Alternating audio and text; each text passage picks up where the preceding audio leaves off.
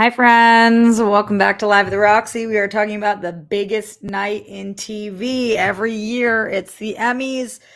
And I don't care how uncool of me this is to say, it's the best. The Emmys to me are the greatest night in TV. I love them. I love this award show. It never gets old for me. I don't get sick of it. It's not boring for me. I hear all of this feedback, all these critiques about the Emmys. People are like, "Ugh, aren't we done with that?" Never. And especially not until I'm there. So hang tight, y'all, because we might need a couple years, okay?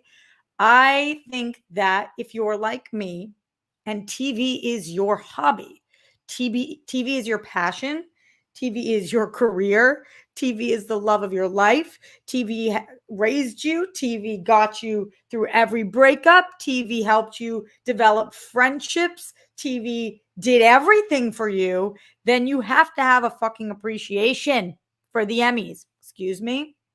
A freaking appreciation for the Emmys because we know the Emmys bleeps things, including Kieran Culkin's speech. I'll get to what he actually said in a little bit, though. I love this night because it is my Super Bowl. And you guys know I love football, not this year, but in general. But to me, what's so cool about watching the Emmys is that I watched every single show nominated this year. I should be somebody voting in this because I wouldn't be lying. I watch all the shows. Every person nominated for Best Actor, Best Actress, supporting, comedies, dramas. I've seen all of them. Miniseries. I've seen every. I think there was like 3 shows mentioned throughout the entire run of tonight that I didn't watch. So it's really cool because I feel like when I'm watching, I actually have opinions, thoughts, feelings.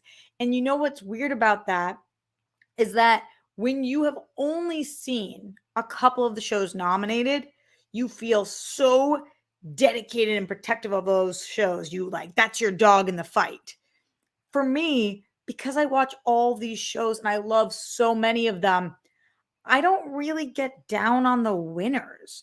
Like it happens sometimes. If I think that there is a one standout that did not get the recognition that they deserve, then I will be very upset.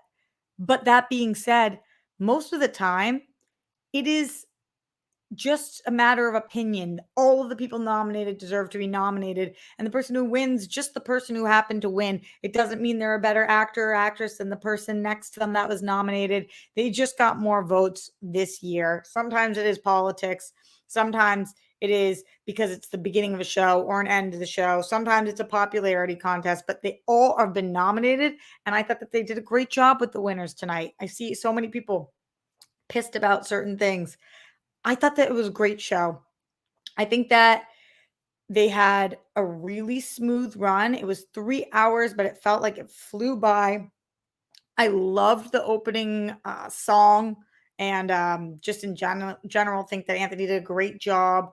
I thought that his mom was iconic. We're going to talk about highs and lows. We're going to talk about all of the winners. We're going to talk about the best speeches. We're going to talk about the few things that I really didn't like about the Emmys this year, because there are some. And I want to hear from you guys. So if you are joining me live, that probably means you watched the Emmys. If you didn't watch the Emmys, don't worry. I'm here to give you the recap of the things that will make you be popular in water cooler conversation tomorrow. People don't really have conversations at the water coolers anymore. You know what I mean? Now you'll be in the know. You'll understand. Streamlabs.com/Roxy Stryer. Super chat in. Let your voice be heard. Playing my own show in the background, the professional Roxy. But I want to hear from you guys. What was your favorite moment? What was your least favorite moment? Did you think that they should have added something? It's a big one because it's the 75th. And so that means that you can expect extra flair, extra bells, extra whistles. And I feel like they really did do that. They honored some of my favorite shows of all time, some of our favorite shows of all time. Cheers, Martin, Friends, Ally McBeal, Friends, obviously, just by having the tribute song during the In Memoriam, which I'll talk to.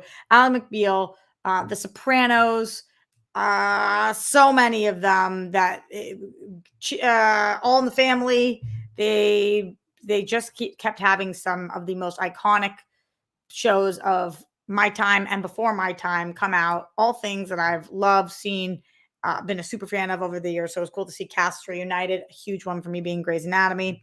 But let me know, was there somebody you felt like they were really missing? How did you guys feel about the Emmys? Like I said, streamlabs.com/Roxy Stryer, super chat in. This show is completely fan funded. The only reason I'm able to do live at the Roxy and stay up late on a Monday to do this for you guys is because you, the fans, allow me to be here. How do you allow me to be here? By going over to streamlabs.com/Roxy Stryer, supporting the show, getting your voice out there, letting me know your favorite moments of the Emmys. Who was your favorite speech? Was there somebody you really thought was snubbed? Was there somebody you were really excited about to see win? Let me know over there. I love super chats as well, but I will tell you guys, as many of you know, creators tend to like Streamlabs more because YouTube takes about 50% of super chats. They claim they take around 30%. It ends up being about 50% over on the Streamlabs. That is where the creators get your money. So get it in if you want to support and you want to get your voice heard. All right, let's start with a couple of things that I absolutely loved about the Emmys, starting with Anthony Anderson's mom, Doris Bowman, I think is her name. She was hysterical. Now, this seems to be one of the more divisive things about the Emmys this year. For those of you guys who didn't catch it, you guys know they always play people off. This year, as advice, they used his mom, who would come on stage, or not come on stage. She would yell at the people on stage and be like, "Your time's up," or whatever, and would hold up a clock, including to her son. She was keeping the show on the tracks. She was keeping the train on the tracks. She was keeping the show running. And I thought she was great. I thought she was funny. It was a nice bit to keep coming back to. I love seeing people's parents, especially their moms, because I miss mine so much. And I love when people seem to have that good back and forth. Even that one moment when she spoke and he was like, "Mom, you're not supposed to be speaking right now." It's like they clearly planned the bits and times that she was supposed to chime in. And clearly she just went rogue for a little bit. A little power hungry in the best of ways. Loved this. It really did seem to help the speeches stay quick, though. The thing is, I'm of two minds on this. Number one, the day that I win an Emmy, from my mouth to the universe's ears, I hope I can give a 4-hour speech because that's how many people have helped me get to that place if I ever get there. But at the same time, this is a show. It's an award show. So you got to keep your speeches tight. And she was really great about helping everybody stay on track. So I thought that worked really well. I've been seeing a lot of people say that they thought that wasn't cool. Guys, come on. I mean, come on. Like, what wasn't cool about that? Travis Barker opening the show as well, or at least in the top of the show. I thought that was nice too. Travis Barker is booked and busy, baby. This man is hustling. He has been on tour. He's living that Kardashian lifestyle. He is performing at the Emmys. This man, I saw him earlier. I saw him last year. I think it was during the Machine Gun Kelly concert. Yeah, with Avril Lavigne. That must be what it was. This man is like, y'all, okay, it's in LA. Y'all want me on stage? I am there. I am there. And I love that for us because I'm a big Travis Barker fan. That was really cool. There was also some really great moments that took place in between the award winners, including my girls, maybe two of my favorite celebs currently, Amy and Tina, doing their weekend updates. That was so cool to see them back. I loved the theme of having all these sets. I loved having the Game of Thrones and the cheer style bar and all of these different sets. That was such a great homage to 75 years of seeing all of this stuff kind of take place and not just having everybody stand stiff at the microphone, having everybody at their own, at these different sets around the stage. And it just gave it more production value, gave us more to look at. It gave the speech givers, the announcers, the actors that were giving the awards, more to play around with, more to do, like including especially the Martin team, right? I loved the bit that they did. The fact that they never won an Emmy, that's egregious. And that they're like lounged on the Martin set and pretending that they were there to win. That was amazing. Speaking of people who have never won an Emmy / been nominated, I didn't realize this. I don't know how I didn't realize this. The fact that It's Always Sunny in Philadelphia has never been nominated for an Emmy when it is maybe a top 10 funniest show of all time. And what did they say tonight? The longest running comedy? Is that possible? Is that what they said? That's crazy. If you do not watch It's Always Sunny in Philadelphia, I don't know that I trust you as a TV person. Like, it's okay, I can trust you as a human, but if you're like, I live for television and you don't watch It's Always Sunny, I look at you sideways, because that is the funniest, the smartest, it is the Seinfeld of this generation, with characters that you love to hate. But I'm not gonna lie to you guys. People are gonna hate that I said this. You guys are gonna hate that I say this. It's better than Seinfeld. I think It's Always Sunny is better than Seinfeld, and I love Seinfeld. But it is, when It's Always Sunny drops new episodes, I stop what I'm doing to watch them. There's never a 24-hour period where It's Always Sunny comes out and I don't see the episode, no matter what I am doing. It is must-watch TV. So for them not to have ever won, I think they said that they hadn't been nominated. Danny DeVito has for Taxi, but that is egregious. Egregious. Get your ish together, Emmys. So I'm kind of going some highs, some lows, everything all mixed in together while we're talking about it. Get in your thoughts, streamlabs.com/Roxy Stryer. Looking for my first Streamlabs of the night to see who it is who has the biggest of TV thoughts, just like me. And it's coming in from Mike Joyce. Thank you, Mike. Appreciate you. He says, I was happy to see Io win. I still need to watch The Bear, though. She's awesome and is quickly becoming one of my favorite actors. It's interesting, Mike, that she's becoming one of your favorite actors. I want to know from where. Is it from Bottoms that you love her? I am obsessed with everything she's done this year and last year. I love The Bear, and I'm stoked for Io that she won. It was very relatable to say, probably not great in her speech. She was like, probably not great for my immigrant parents that they came here and their daughter was like, oh, I want to do improv. Brutal. Yeah, that was awesome. Her speeches are amazing. She's just very truly herself. I have extra love for her because she is a Boston girly. So Boston represent. I think she's ridiculously talented.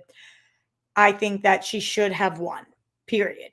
Here's something else, though, that I'm feeling, and I'm curious how you guys are feeling. For the people who get sick of the Emmys, for the people who are tired of the Emmys and are tired of watching these award shows, and I know that this isn't necessarily something that they can control, but tonight, if you had to summarize the Emmys, what you would say is The Bear, Succession, Beef. Those three shows won all of the Emmys. I mean, across the board, they won every Emmy. And I don't mean literally every Emmy, but almost literally every Emmy. The Bear, Succession, and Beef. And I think it's probably frustrating for some viewers who do not watch The Bear, which honestly, they're a loss, but to have The Bear win for Best Comedy, to have Io win, to have Jeremy Allen White win, to have Eben Moss win, to have all of this attention on The Bear, and it deserves it because it's such a great show. But it is winning in the comedy department. And if you're somebody who only likes comedies, because I know some people who watch only comedies, they love comedies. For The Bear to sweep for comedies, I think is kind of funny, right? Because not haha comedy funny, ironic funny, because to me, it is closer to a drama than it is a comedy. That being said, that's the category it was nominated in. And I think it is the best show of those shows. But I wouldn't call it the best comedy. I would call it the best show of the shows it was next to. And I don't know how you're supposed to vote for these things. Like, are you supposed to vote for what is the best in that category, at that category, or just what's the best show under that category once it's placed in that category? Do you guys know what I mean? Because I know that this is a hot topic debate all the time. It was at the Globes too. What gets nominated under musicals and comedies? Like May December got nominated under that at the Globes. It's just like WTF? What are we talking about? The Bear, to me, is really at its core a drama with some comedic moments because it is about life and working at a restaurant and the tensions of that and the struggles with anger um and feeling like you belong or have a greater goal in life and that you want to be the best in the world at your craft. There's nothing about this show that I would be like, I would put this in comedy. Although sometimes it makes me laugh because it is life. But I feel like it is a drama, and I don't know that that's always going to be fair to other comedies when we have shows like this. I felt the same way about like An Orange is the New Black. This happens all the time. And so, since it was nominated in this category, I thought that Io, Jeremy, and Eben should all win because they were all so good. But it is kind of a bummer. I was really happy, especially because of this, that Quinta won for Abbott Elementary because that's a fucking comedy. Abbott Elementary is true to its core. Ha ha ha, laugh out loud, sitcom of sitcoms, an absolute comedy. Speaking of Quinta winning, nothing cooler than somebody who did not expect to win, gets up there, not ready to give a speech, is super emotional. I would be too. And I just thought that her not being prepared just shows how humble she is because if I was Quinta Brunson, I would be prepared because it's always a possibility she's going to win because she is the best of the best. So the fact that she was looking around and was like, I'm not going to win this year. It's like, girl, do you not see yourself? Because you are the gold standard. You're the it girl, especially right now. It's you. It's you, girl. So it was nice to see her win and then just kind of go off of the cuff like that. But going back to what Mike said, yeah, you do need to watch The Bear. And I think you got to do that ASAP, especially because it's winning all these awards. And I think it will not be the last year that it's winning all of these awards. So everybody get on top of that if you haven't seen it already.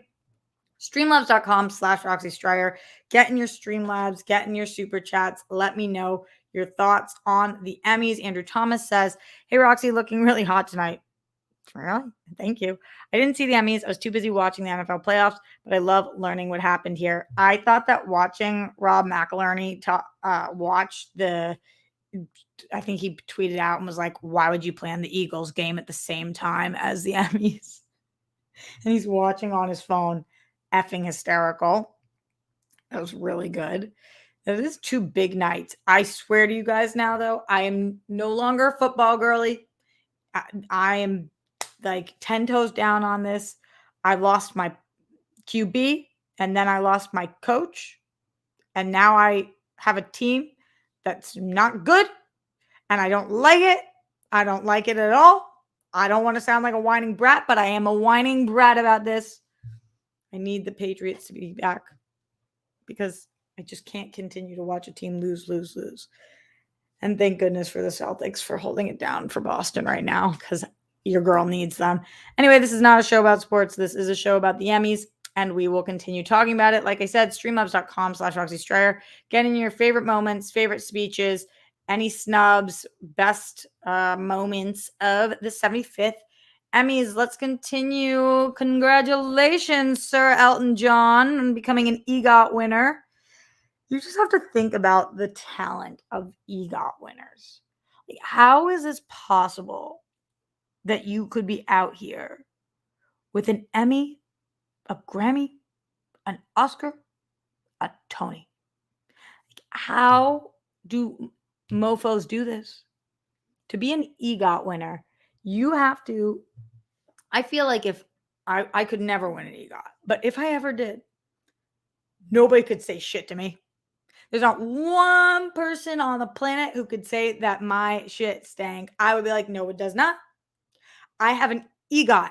Every corner of entertainment, every sector honored me. Me. Acting, yup. Singing, yup. Performing, yup. I got it all, baby. And at all different stages. If you are an EGOT winner, you walk on water. You are Jesus himself. If you have an EGOT like Elton John, you deserve that, sir, baby. Because oh my gosh, nothing is cooler than that. I really feel like there should be an EGOT museum. There's only like 40 people. No, maybe less than that. How many EGOT winners are there total? 15? I have no idea. I'm just throwing out random numbers. EGOT winners. Let's see. List of EGOT winners. Okay. This is coming from Wikipedia. This is seemingly the full list. Elton John joined the list tonight. Viola Davis, Jennifer Hudson, Alan Menken, John Legend, Tim Rice, Andrew Lloyd Webber, Robert Lopez. I forgot to count 1, 2, 3, 4, 5, 6, 7, 8, 9, 10, 11, 12, 13, 14, 15, 16, 17, 18, 19. Seems like there's 19 total. Whoopi Goldberg's one of them. Mel Brooks is one of them. Audrey Hepburn is one of them. Rita Moreno is one of them. Elton John, join that list, baby. You deserve to be there. Non-competitive EGOT winners. That's interesting. 6 additional artists received all 4 awards, though 1 was bestowed for an honorary one. So Barbra Streisand's on that list. Liza Minnelli, James Earl Jones, Harry Belafonte, Quincy Jones, and Frank Marshall. I think it counts. Honorary or not, that is pretty unbelievable. I'm just saying. You EGOT winners stand in a category of your own. Tonight made history as Elton John won that. I wish that we got to see him on stage, and I wish even more that we got a performance from him. I mean, not that any of the performances were too shabby tonight. I think that Charlie did a great job. Travis did a great job. But do I want Elton John to perform on his EGOT moment? I really do. Speaking of which, people who I wish were there, but they were not because they had the vid. Guys, COVID is still such a thing. And this was a huge bummer, going back to me telling you guys that the Bear won so many different awards tonight. Imagine creating this show and then getting COVID when it won all the Emmys. Christopher Starr has COVID. Melanie Linsky also has COVID. They could not attend tonight because they have COVID. I'm going to tell you guys something very unpopular.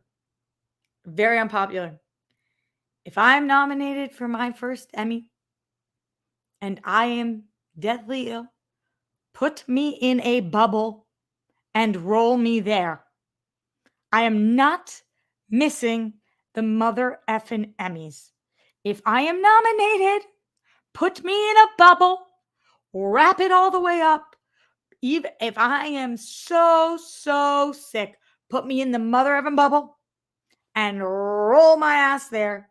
Put me in a corner, clear out a section, put me in the rafters, put me anywhere, roll me up. I can't. How are you going to miss that because you got the vid? Just get me a scotch in my bubble. Just drinking scotch in my bubble. Scotch and French fries. Because no, you cannot take this from me. Feel so bad for anybody who was sick who could not be there. That sucks. How do you guys feel? Streamlabs.com/Roxy Stryer. Super chat in. Get your questions, comments, concerns, bits, bots, thoughts, and twats. What were your opinions on the 75th Emmys? John Get Bent in the Streamlabs said, I had no idea that the Emmys were 75 years old. When they started, there must have been only like 3 channels and 15 shows.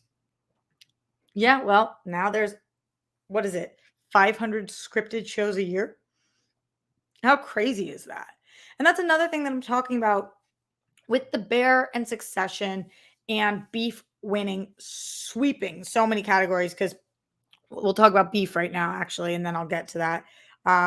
With Beef winning so many, with directing, writing, and then Stephen Yeun winning and Ali Wong winning, and Beef deserving all of that love because Beef was also an amazing show. And then going over to Succession winning, Matthew won and Sarah won and Kieran won and the show won Best Drama. These shows that are accumulating 4, 5, 6 Emmys, right? That are really taking a hold of their entire categories. If you haven't seen one, it's like a third of the Emmys that you don't understand. But also, I do feel like sometimes it's hard to differentiate loving a show and loving each element of the show. And of course, all of the elements are what makes up a great show. So when you have something like The Bear or Beef or Succession that are winning Best Show, usually it's because their elements are great. The acting's great, the writing's great, the directing's great. Otherwise, it wouldn't be the best show, right? It's like at the Oscars when something wins best director and best actor and best screenplay, very likely you're going to win best picture because duh, you got all the other best things and that's what makes a best movie. So I do get it in some sense, but at the same time, there are so many people who didn't win. And I kind of think that people just a lot of times pick their favorite show. And then it's like all the elements in that show become what they just vote for because they're like, oh, well, I like Succession best, which means that I am going to vote for all the categories for it and root for all the categories. Let's look at some of the things that Succession was up against: Yellow Jackets, The Crown, White Lotus, Andor, Better Call Saul, House of the Dragon, The Last of Us. Now, truthfully, wholeheartedly, on this list, I think Succession is the best drama series of these shows. I love this list. I I live for this list. This is an amazing list. And I think Succession is the best. But would it have been nice to then see maybe some other performers win for different shows? Possibly. For lead actor in a drama series, we had Kieran Culkin. His speech was is always great. I loved Pedro Pascal's speech also because remember at the Globes, Kieran Culkin told Pedro Pascal to suck it. Then here, Pedro had a broken shoulder, and he said that it was because Kieran Culkin beat him up, which was a amazing reference. They bleeped it out. So here was the actual quote. A lot of people have been asking about my arm, actually my shoulder. I think tonight is the perfect time to tell everyone that Kieran Culkin beat the shit out of me. But we didn't hear that because that was bleeped. But I thought that that was amazing. I also thought in a true iconic fashion, Kieran Culkin turning to his wife and being like, so I want another baby, and I'm just gonna announce that on the stage right now because, like, you told me if I won, maybe, and so, baby girl, let's do the damn thing. Let's get it on like Donkey Kong, and it's like, yeah, ja feel. Okay, so Bob Odenkirk, Pedro Pascal, Jeff Bridges, Brian Cox, Jeremy Strong, and Kieran Culkin. It's so difficult because I think for this final season, Kieran Culkin did win. I didn't see Jeremy Strong there. I wonder what was going on with that. But I feel like also Better Call Saul got completely shafted. This, I believe, is the final nominations for Better Call Saul. So for Ray and Bob and the show in general, and just no love for that was kind of surprising. Okay, outstanding comedy series. The Bear was up against Ted Lasso, Barry, Only Murders in the Building, Wednesday, Marvelous Mrs. Maisel, Jury Duty, and Abbott Elementary. Now, talking about what's a comedy and what's not a comedy, because you know I keep harping on that. To me, in this category, here are the clear comedies: Only Murders in the Building, Abbott Elementary, Jury Duty, Marvelous Mrs. Maisel. Ted Lasso as well. Barry and the Bear are, to me, dramas. Wednesday, kind of borderline. So if I had to say what is the best comedy of this year, probably I would either go Abbott Elementary or Marvelous Mrs. Maisel. Marvelous Mrs. Maisel, I thought, had the perfect ending. It was my favorite finale, maybe of the year. I thought it was magical. But if you ask me what's the best show in this category, I would say The Bear. There's a lot of great ones, though. I've obviously seen all those. Jury Duty, I was excited that was just nominated.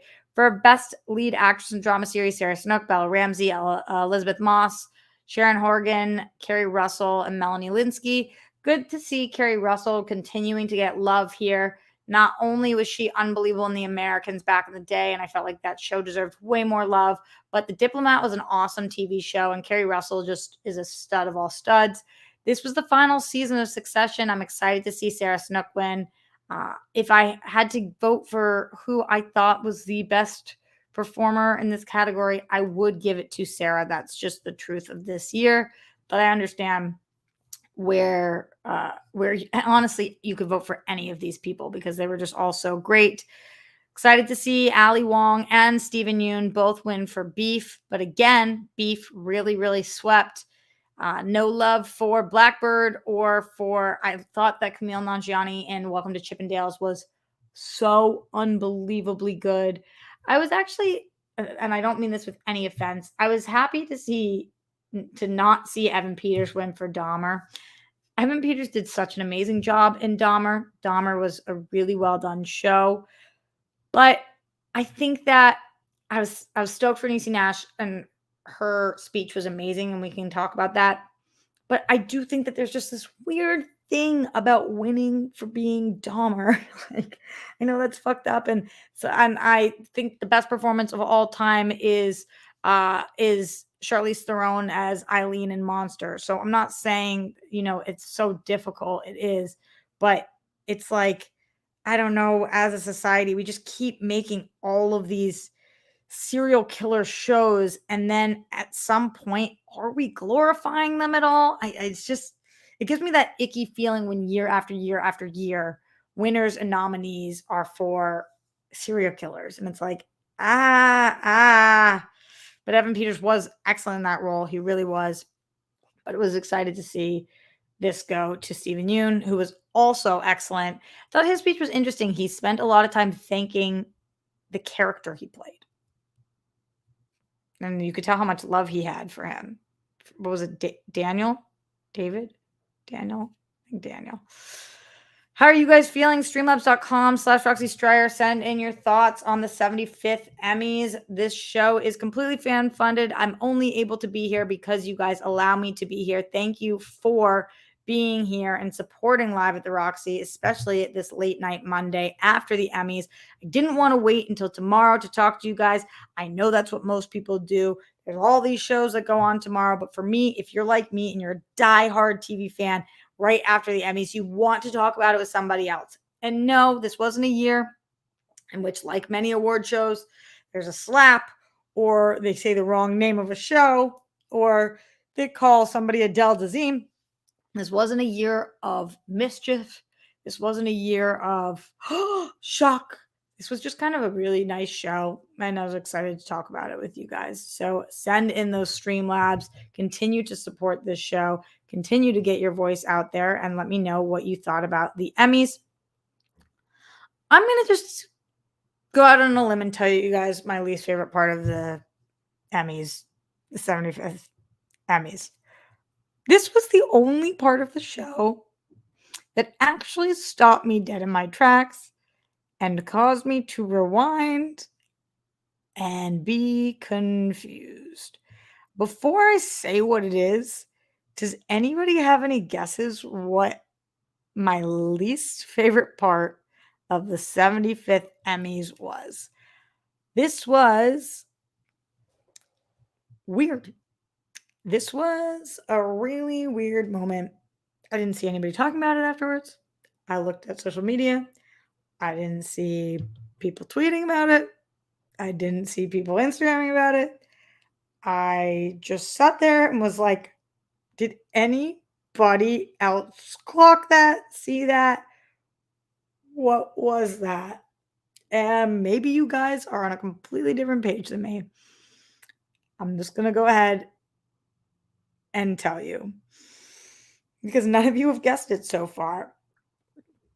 Okay, they did this really cool thing where they did these beautiful moments in television history, and they start showing all these iconic moments, right? Ellen DeGeneres coming out, the Hora kiss, the first interracial kiss on TV, the landing on the moon, I Have a Dream speech. I mean, they showed us so many moments. And then they just showed a clip of 9/11 with one of the towers being hit. This was in like the 75 greatest TV moments montage. Uh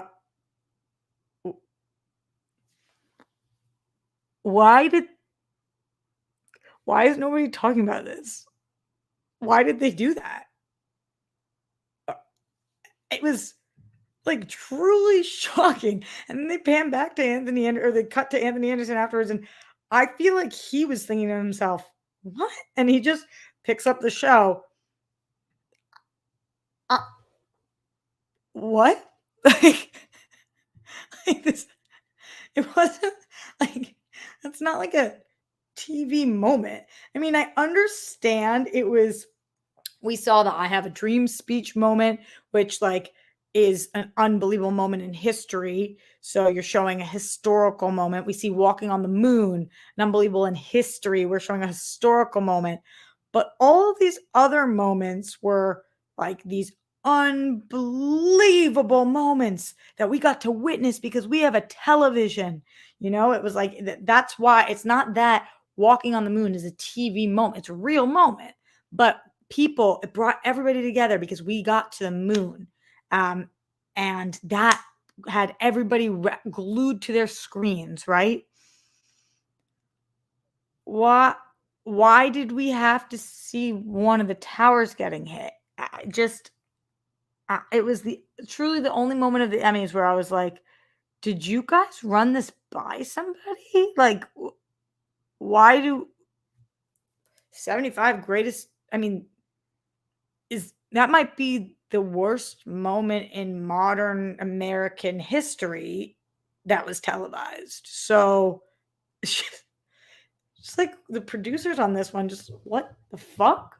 The editors in that package, like, did nobody just be like, tap, tap, no? And I feel like I'm gonna need Pete Davidson to put out some kind of a joke about this so that I know that other people were watching this and are thinking about what the actual fuck was that? The TV Academy, what the fuck was that? Seems like a lot of people didn't notice or didn't watch, and you're using me as a recap. Curious your thoughts on them adding that into the 75 TV moments. Really weird. And I honestly was going to start my show with that, but I was like, oh, don't start on a negative note. But it was if there was one crazy, crazy moment of the Emmys to me, that was it. That was the what WTF moment. What are you guys thinking? Streamlabs.com/Roxy Stryer. That moment would not have made my top 5,000 television moments. Just bizarre. Another thing I did want to mention with the Emmys, and I'm sure this is why a lot of you guys in here didn't watch it tonight. This is crap how hard it is to watch the Emmys. I am sick and tired of having to stand up for these award shows when they don't know how to promote themselves. You have to be available on a streaming platform or pay-per-view. I feel like if the Emmys, if you could pay $5, $10 for pay-per-view Emmys, people would watch it. If this was on Hulu tonight, everybody was going to watch it. But it was on Fox and not available to stream on Fox like the website. You had to watch this on Hulu TV, on YouTube TV or Hulu Live or have cable. And I'm a cord cutter, but I'm a cord cutter who has Max, Netflix, Hulu, Peacock, Paramount, Disney Plus, Apple TV. And these shows, Beef is on Netflix, Bear is on Hulu, Succession is on Max. You guys have to have an option for people to be able to watch this. For it to not go to Hulu until tomorrow, how are you guys expecting this to be the biggest night in TV when you can only watch this if you have cable still? It's just ridiculous when all of the shows nominated are streaming shows.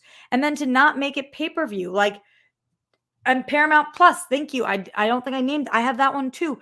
If or did I name it? You need to make this watchable. So if this is on Fox and that's owned by Disney, then you need to put this on Hulu Live. Like, be able to watch it live if you have a Hulu subscription. Why not? Or if you don't want it to be able to be on Hulu until the next day, make it a pay-per-view. I would have paid $5 for this. I would have paid $10 to watch this live. But what I didn't want to do was go to YouTube TV and spend $70 to watch this, because that's what 1 month costs there. I'm going to be perfectly honest with you guys about what I did tonight.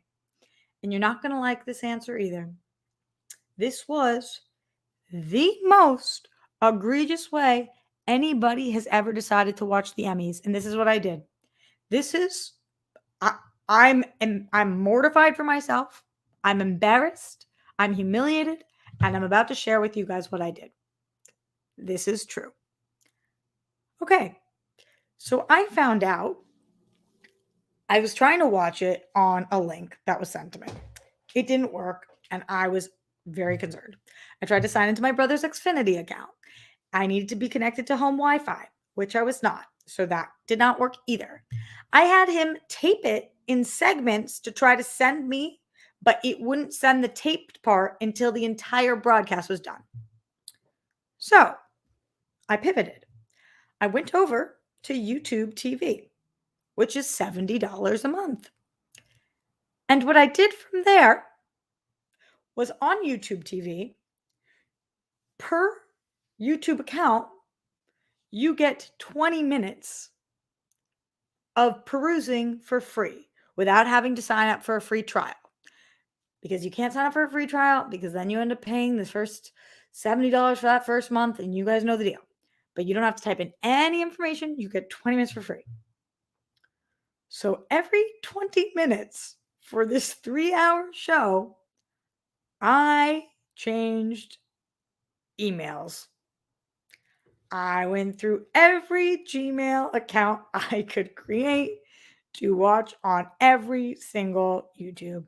I went through my personal, my work, the World Girls email, a backup one. I did 20-minute increments on incognito mode, on Safari, on Firefox, on Chrome. I went to my phone. I did it on my computer. It was a fucking nightmare. But I avoided paying the $70 because that's ridiculous. And I knew I wanted to talk about it tonight. And I knew I would need to talk about it this week. And I didn't want to wait till tomorrow. And I didn't want to pay $70 for something that will be available on Hulu tomorrow. So that's what I did. Here's why I know the rock stars are the best. And thank you to everybody in the chat right now. Love you guys for supporting me in this endeavor. Because y'all have been there, right? Like, this was crazy. And that was me trying my damnedest to watch this show. So unless you just have cable, how could they expect this broadcast to go well? So my two least favorite things about the Emmys were, number one, that weird fucking 9/11 moment. Why did they do that? And number two, how come you can't just watch this on a goddamn streaming app live or pay-per-view? That's how I felt. The rest of it was great. We'll continue talking about it. Streamlabs.com/Roxy Stryer. Clearly, I need your support, considering I went to 15 different Gmails to watch this show tonight. It was wild. Oh, Robert says, honestly, bravo for pulling that off, Roxy. That's awesome. I was like, if anybody could see this right now, they would be losing their mind over what I'm doing. I mean, losing their mind. Because I was trying to use my brother. I'm like flipping out. My text messages to my brother are like, I can't handle this. He's like, I don't know what to tell you. Get YouTube TV. And I was like, okay, I'll get YouTube TV. Not knowing, I go to the website and it was $70. What? With all the streaming services and that? No. Not your girl. Not today, Satan. Not today. Okay, let's talk about a couple of other things.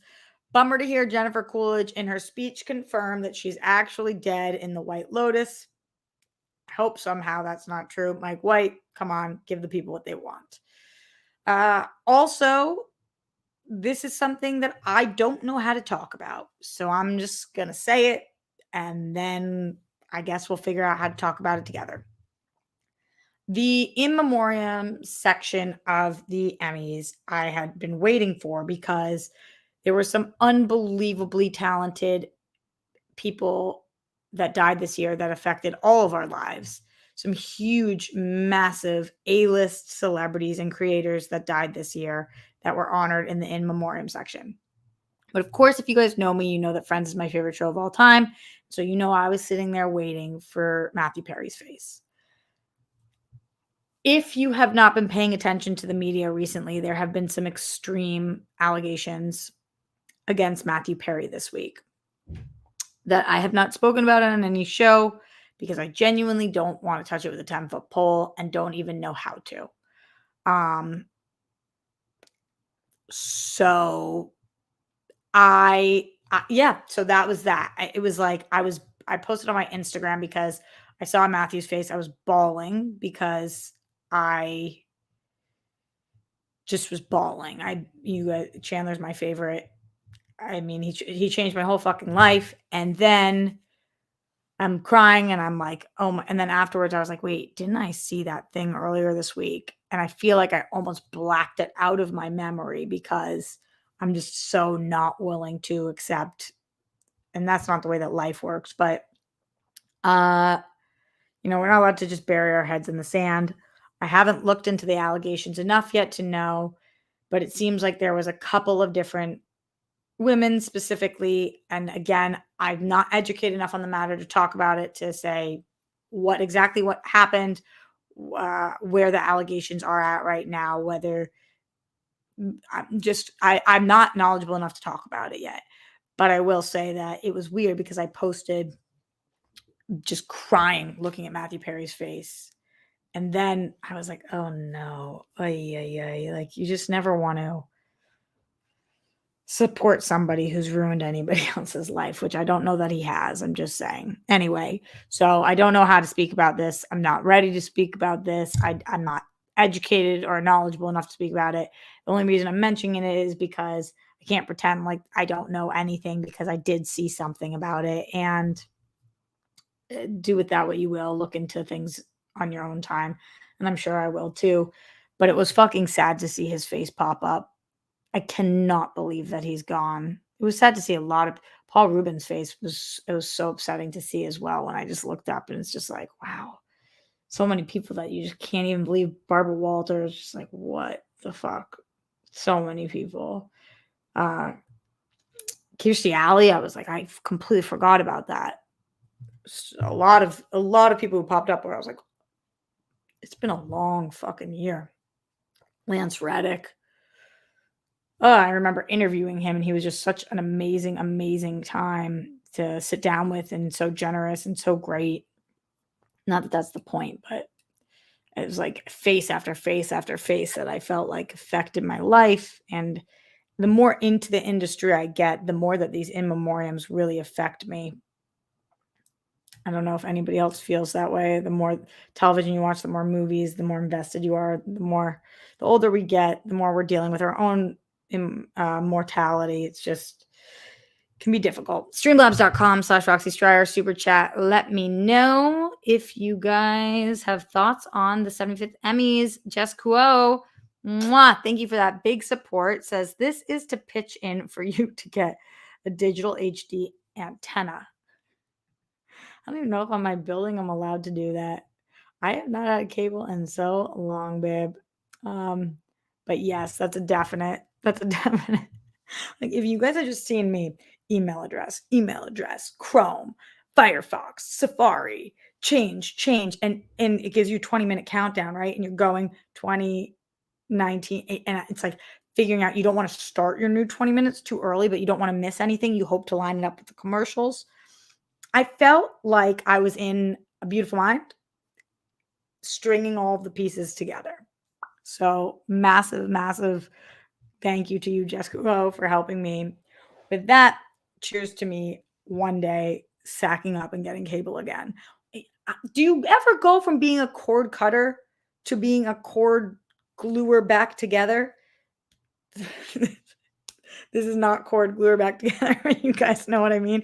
Like, can you be a millennial like me and cut the cord and then be like, actually, I want that fucking cord back because they make this shit so difficult. Let me watch the Emmys. Let me pay for it. Take my $10 pay-per-view, baby. You would make more money. No cable, it's free with antenna. How's that work? And Jess, do I have to ask my landlord that? Give me the deets, baby. You know I don't know. Miss Movies, what's up? Thank you for stopping by. Haven't seen you in a minute. Appreciate you being here, even though you have to get going. And same thing to my friend Jamie. Thank you for being here. Yeah, seeing Bob Barker's face was crazy. I mean, just every single person who came on, you can think of a moment that they affected you, touched your life, a time that you were watching them with a friend, a movie that you went to go see with them. I always think of Adam Sandler when I think of Bob Barker, but and this is why I love watching the Emmys and these speeches. Okay, so just not to get on my soapbox for too long, but if you are somebody like me who took my first acting class at 3 years old, left my entire family to come to Los Angeles to pursue this dream, auditioned into USC, has been lucky enough to book a few movies, is working 100-hour weeks, hustling my ass off, auditioning dozens of times a week, trying my best to be able to make it in this industry so that next year, the year after that, instead of talking about the Emmys, I am at the fucking Emmys. If you are like me, when you are watching these people give their speeches and you see them crying, I know it seems ridiculous. I know to a lot of people, this is an award show. I know when people are watching this, they're like, oh my God, there's things happening all around the world that are so much more important than this. How self-indulgent can Hollywood be? I get it. But there was something that was said tonight that I thought was really beautifully put. And it was by the woman accepting the Emmy for GLAAD. And she said, what the world sees on TV influences how we treat each other. And there was more to the speech than that, but I believe in the power of television. I believe in the power of television more than I believe in the power of movies. I believe on TV, you live with these characters, you live in these moments for so long with people that it feels like they become your friends and your family. And they have the ability to change your life. And the more exposure we have to things, the more love we have for things. And the more exposure we have for things, the more understanding we have. And it does take a little bit of the pressure off families. And I'm not saying that means you shouldn't parent your kids, but some kids live in pretty effed up places, cities, families, and they find acceptance and love for people that are not like themselves, that are not like their neighbors, by watching television and having exposure that way. And it's not everybody, but it certainly was me that TV changed my life and my world. And it would be the greatest honor of my life to be able to do that for other people. And it means something. It means something to me. It means everything to me. So am I sitting here thinking like, this is a little self-indulgent and grandiose and like, this is kind of just Hollywood jerking each other off and patting themselves on the back? Yes. But if I'm ever lucky enough to be there, will it be the greatest gift of all time? Yes, because it will mean that I have been able to touch other people's lives and affect them the way that these people have been able to do that to me. And that's the goal of all goals. It's why I've done everything that I have done over 30 years. So fine, 32 years. Okay, since I was born. But that's why I love these. And that's why I love the speeches. And when you see people actually get emotional, especially people that you might not be expecting to get emotional, it it's everything to me. When you see Trevor Noah shout out being like, I knew if John Oliver wasn't in this category, we would win. It's like, he's not saying that to be a dick. He's saying that because it's the dream, it's the dream. It's what he wants. When we see Kieran Culkin just like tearing up, and in his Golden Globe speech, when he's talking about he never thought that he would be back here. It's unbelievable. When we see Evan Moss kissing what is it, Maddie, when he's giving a speech and just lays one on him, it's like I feel like that would be me. That would be me. I would just kiss my face. We fucking did it. And so it's cool. It's cool to see other people live their dreams. I don't want to live this dream instead of these people living their dreams. I want to live this dream with these people who are living their dreams. And a night like the Emmys, where you're just watching people celebrate all of their hard work and their passion and their careers, it's cool. So I wish that the Emmys made it easier to watch so that more people could feel like this and not have to sign up for 15 YouTube accounts to just be able to watch this. But it's everything. Other quotes from the night that I like.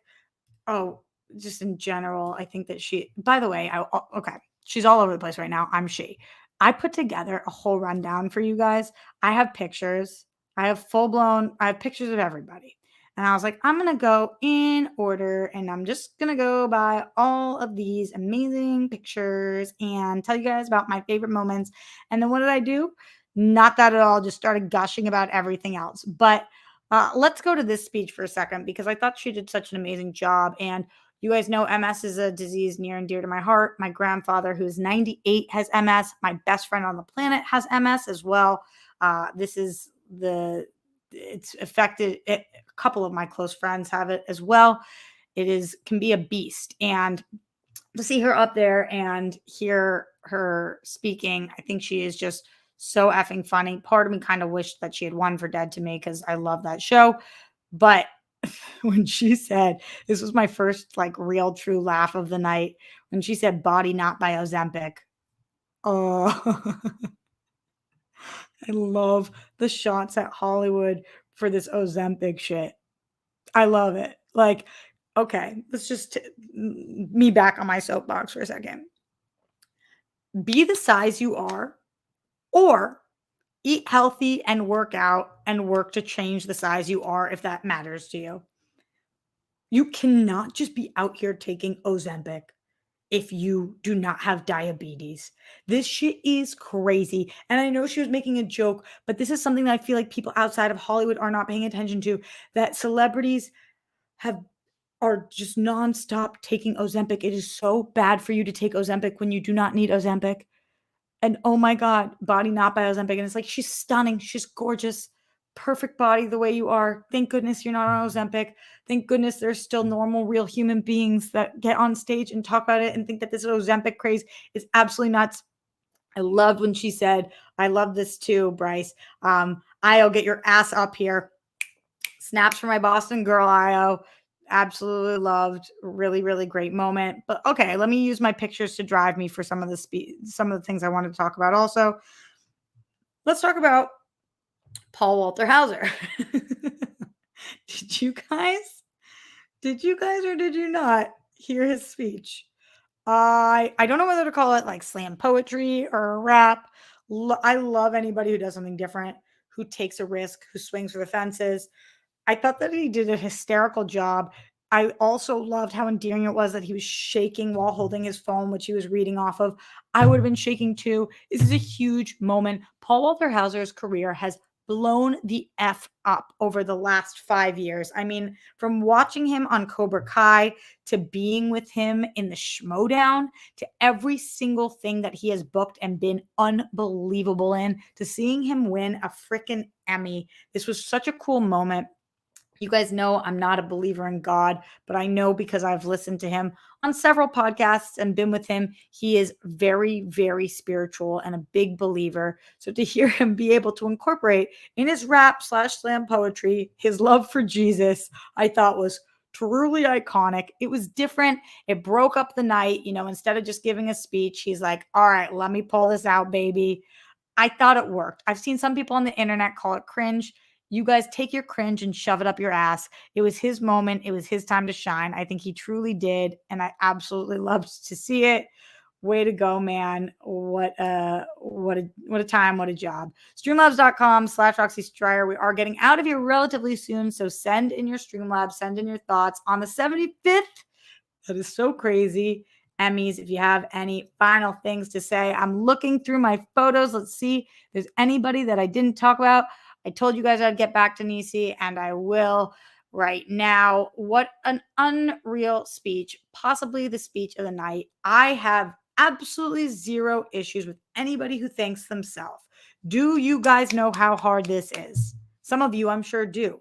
A lot of you guys who are rock stars who watch Live at the Roxy, this is your dream. You are out here in the industry, or you're home working to be out here, or in New York, or in Nashville, or in Canada. You're all over the place, and you're trying, and you're writing, and you're directing, and you're performing, and you're taking improv classes, and you're putting your blood, sweat, and tears into this industry. So when she got up and she was like, I want to thank me, way to go, girl. And of course, she thanked other people as well. I thought that was really beautiful. I also thought, especially because of what she won for, to thank or to remember and honor all of the Black and brown people who have lost their lives due to excessive force, which is one of the ways that we end this show always here live at the Roxy.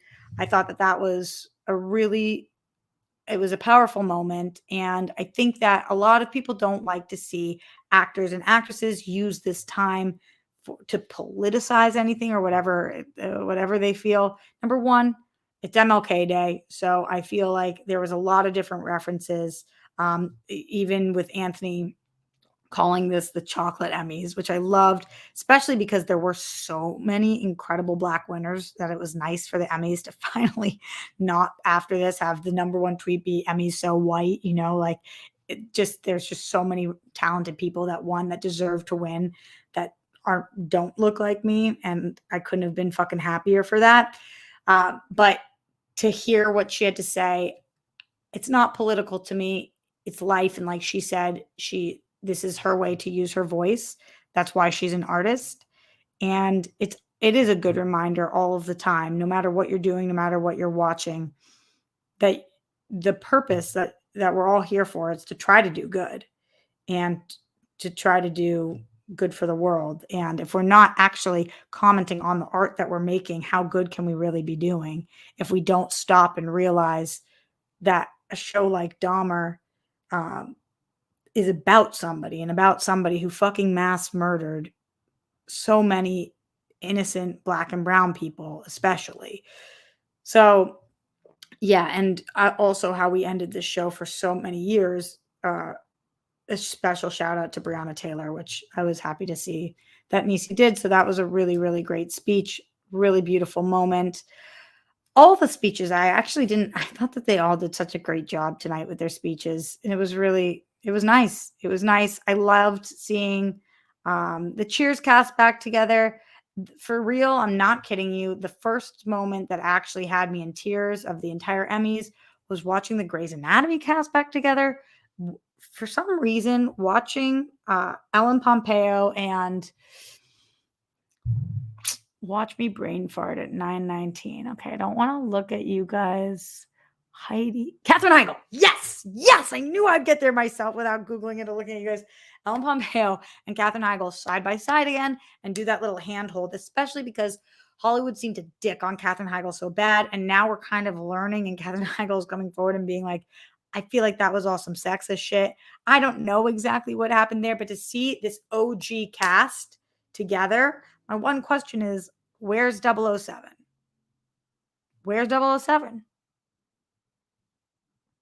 Why didn't I see me some 007? Because I needed him there with the team. And are you guys about to tell me some fuck shit about why he's not there? Because I don't know if I'm ready for that. I don't know if I can handle that. Please don't. But yeah. Bryce says, I was so surprised they let Heigl over since she and Shonda hate each other so much. I never even really figured out what the deal with that was. And I love Shonda, but I was just happy to see them all on stage together. It was nice. It was a nice moment. I've watched Grey's Anatomy for 45 years. And honestly, how many years has it been on? 15 years. I watched every single season, every single episode. So happy to have them all back. DK in the Streamlabs, streamlabs.com/Roxy Striar says, for the antenna fund, the TV queen needs an antenna. Maybe get some bunny ears. Oh, bunny ears. All right. Any other final Streamlabs super chats, questions, comments, concerns? Let's see. Here, as I'm looking over my final notes, why has Always Sunny never been nominated is in just all capitals. I do feel that way. Carol Burnett is a true legend. We throw that word legend around a lot. Carol Burnett is a true effing legend. Every time she graces the stage, I'm like, let's go. Absolute queen. You are unbelievable. Oh, Paul Walter Hauser, my favorite moment in his poem rap was, "You make my heart strong and my knees weak," which he said to his wife. I think if anybody said that to me, my panties would probably just slip right off.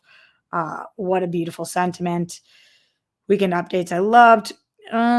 Recreating sets was awesome. Wild putting 9/11 moment in there. Don't know what to make of that. And those were my thoughts on that. Yay, Sopranos. All right. That's what I got for you guys. If you're watching this after the fact and you want to send support, streamlabs.com/Roxy Striar, super chat in, leave a comment. Let me know your favorite moment of the night, any major snubs that I missed. Usually I do a snub highs and lows show the next day. So after I get my thoughts, I go to social media and I go to all the websites and I type in highs and lows, biggest snubs, biggest things. And so I see what everybody's thoughts are. So it's very likely, since I didn't do that because I'm going live right after the show, that maybe I missed something huge, especially in between signing into my YouTube account. So if I did miss something, oh my God, yeah, where was Sandra Oh? I'm saying, where's 007? Where was Sandra Oh? Why no Sandra Oh on stage? What? Thank you, the hand. What is wrong with me? How did I not even just see that, know that, say that? Just been thinking of her as Killing Eve for so long. DK, I appreciate your Streamlab. Jessica Woe, I appreciate your Streamlab. John Get Bent, I appreciate your Streamlab. Mike Joyce, I appreciate your Streamlab. Andrew Thomas, I appreciate your super chat. And anybody else who sends in Streamlabs, super chats, etc. after the fact, you'll get a shout out on my next show. Much love. Keep watching TV. Until next time, stay safe, stay sane. Put down the toilet seat and lid. We don't want those plumes. Don't drum with the Holocaust. I thought it was a bold decision to speak in Yiddish. Let's go, Jews. Let's go, Reiner. I was like, okay. Let's remember to separate Jews from the Israeli government. Nice to have one Jewish reference on the show that I was like, let's go, baby. That was a Yiddish word, not a Hebrew word. Yiddish being the language of the Ashkenazi Jews. Going on a tangent, but anyway, don't trump the Holocaust. Justice for all the people who lost their lives due to excessive force. Thank you for Denise for bringing that up tonight. And shout out specifically to Breonna Taylor. Golden Sparkles for the Zen one himself, Glenn Caesar. We're thinking about you. We love you. I know this is the kind of show that you love. So somehow, somewhere, I'm hoping that you were able to watch. We stand with the women of Iran, some of the bravest women we've seen ever. And okay, much love to all of you guys. Shout out to every one of you guys who watched live. Robert, Mohammed, John, Mike, Stormy, Sina, Andrew, Justin, Hand, JMB, Bryce, Ozzy, Sam. Keep scrolling. Wild the Beast, Spidey, Mike, Jamie, my guy, Lauren, and Jess, Narcolepsy, Miss Movies, who I'm just remembering, Cena, Robert, Mulchi, everybody. Thank you for being here. And Big Al, Silver Scale. I know I missed a bunch of people. Spellgo, Still Bill, Marcello. Sam said, I thought you would forget me. Sam, I would never forget you. Hi, Sam. Okay, much love, everyone. And thanks for watching the Emmys and then talking to me about it. Or if you didn't watch, thanks for just talking with me about it. Okay, later.